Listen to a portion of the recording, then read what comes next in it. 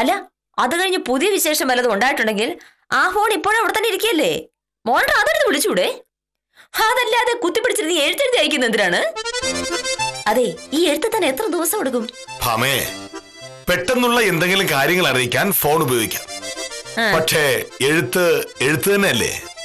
ഞാൻ എഴുതിയ ഒരു എഴുത്ത് വായിക്കുമ്പോ അമ്മയ്ക്ക് എന്തുമാത്രം സന്തോഷം ഉണ്ടാവും. ഒരിക്കൽ വായിച്ചതിന് ശേഷം കുറച്ചു കഴിഞ്ഞ് പിന്നെയും വായിക്കാം. കോളേജിൽ പഠിക്കുന്ന പിള്ളേര് പ്രേമലേഖനം എഴുതുന്നതിന്റെ മനഃശാസ്ത്രമാണിത്. ഞാൻ പറയുന്നതാണോ മോഹനേട്ട കുറ്റം? ഈ 2015 ആണ്ടിൽ അമ്മയ്ക്ക് കത്തെഴുതുന്ന ഇന്ത്യയിലെ ഒരേ ഒരു മകനായിരിക്കും മോഹനേട്ടൻ.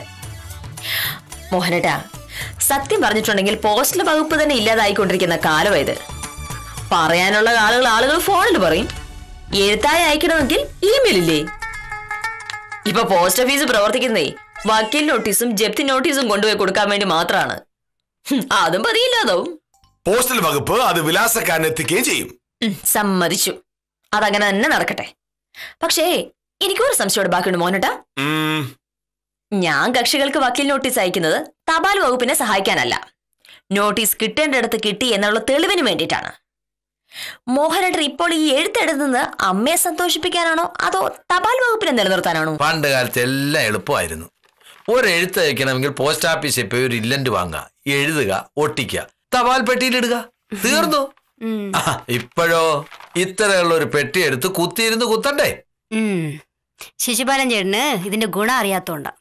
ഒരു ഇല്ലന്റ് എഴുതി പോസ്റ്റ് ചെയ്ത എത്ര ദിവസം കഴിഞ്ഞ വിലാസക്കാരന്റെ കൈ കിട്ടുക? SMS-ഓ ഇമെയിലോ ആണെങ്കിൽ അയക്കുന്ന നിമിഷം കിട്ടൂലേ. ഞാൻ എഴുതിയ അക്ഷരങ്ങളോട് കമ്പ്യൂട്ടർ കീബോർഡിൽ അക്ഷരങ്ങളെക്കാൾ സ്നേഹവും തോന്നും. വേഗത ആയിക്കോളൂ, പക്ഷേ വേഗത മാത്രം പോരാ ജീവിതത്തിൽ എന്നാണ് ഞാൻ പറഞ്ഞത്. നമ്മൾ റോക്കറ്റോ പ്ലെയിനൊന്നും അല്ലല്ലോ, മനുഷ്യരല്ലേ.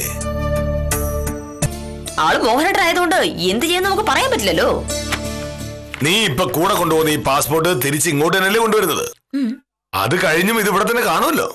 എനിക്കെന്താ ചെയ്തുകൂടാത്തത്? തിരിച്ചു വന്നാലും ഞാനിത് പൂട്ടി വെക്കും. ഈ വീട്ടിൽ തന്നെയല്ലേ പൂട്ടി വെക്കുന്നത്? അപ്പൊ നമുക്ക് കാണാം നീ എത്ര ദിവസം ഇത് പൂട്ടി വെക്കും നോക്കാലോ.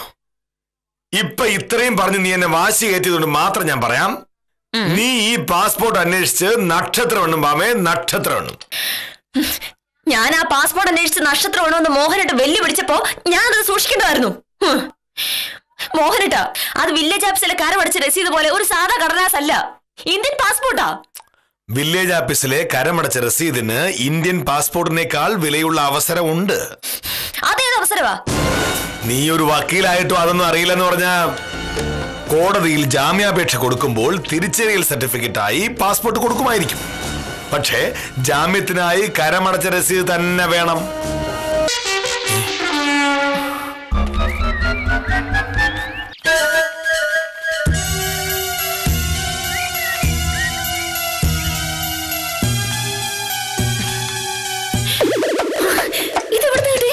ഇന്ന് പോസ്റ്റലിൽ വന്നതാ. പോസ്റ്റലോ? എറണാകുളത്തു നിന്നാ ഇത് വന്നത്. 15 രൂപ.